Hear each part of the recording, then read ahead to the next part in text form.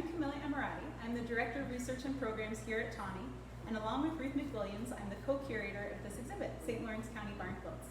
We've been taking you on a series of quick video visits to highlight elements of the exhibit, and today we're very excited to have a special guest here, Jill Josephs from Potsdam, New York, who did the quilt sampler that is a quilt version of the Towns of St. Lawrence County Barn Quilt Mural.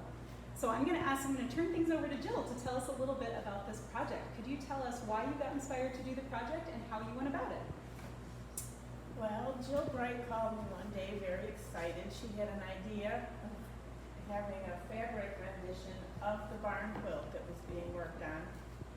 And I was just as excited when I heard about it too, and I said yes. So that got me started. I took Ruth McWilliams' designs and the pictures that she had.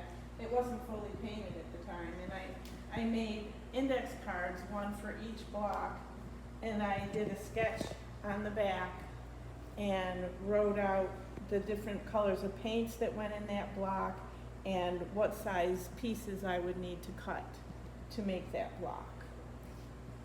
That's great. And can you tell us a little about the sketches that you brought in here and how they helped? Yeah, some of the blocks were a little trickier than just, okay, cut these pieces and sew them together.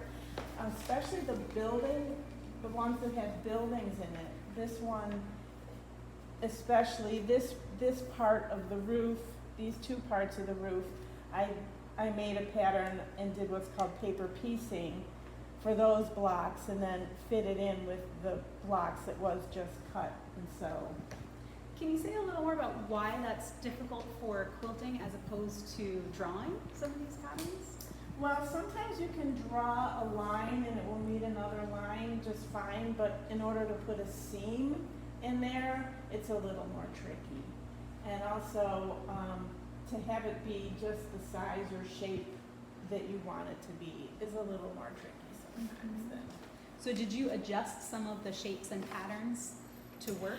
The one I did, if you look at the one, the cross canoes here on the barn, it has this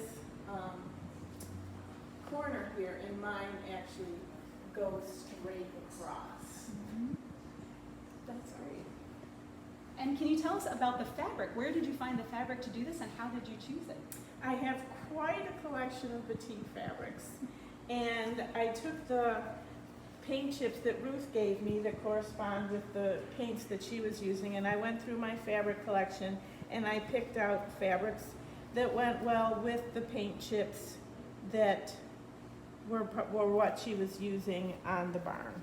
Did you have to go outside your collection for any of the material? I did not. So some of the fabrics I have quite a bit left, and some of them I'm down to little pieces. So that's amazing. Yes. And can you tell us a little more about the design and how you figured out the transfer from the horizontal to the vertical and why you did that? The vertical is more what a fabric quilt would look like. And so I took a picture of the barn quilt and cut it apart and played around with the blocks and came up with this. It fell together really nicely. I was very pleased. I was a little nervous, how am I going to rearrange these? They're in the same order, the alphabetical order that they are in on the barn quilt, but just a different arrangement. That's wonderful. And is there anything else you'd like to tell us or that viewers should know about this project and what's exciting about it? I think it's really exciting. The barn quilts are taking the quilting craft, which I love, and putting it in a different venue.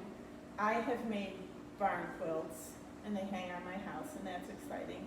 So it was also exciting to go from the barn quilt back to the fabric. So that was really fun. That's great, and it's such a beautiful piece. Thank you so much for doing this project, and thank you so much for joining us today. Thank you. And thank you all for joining us today.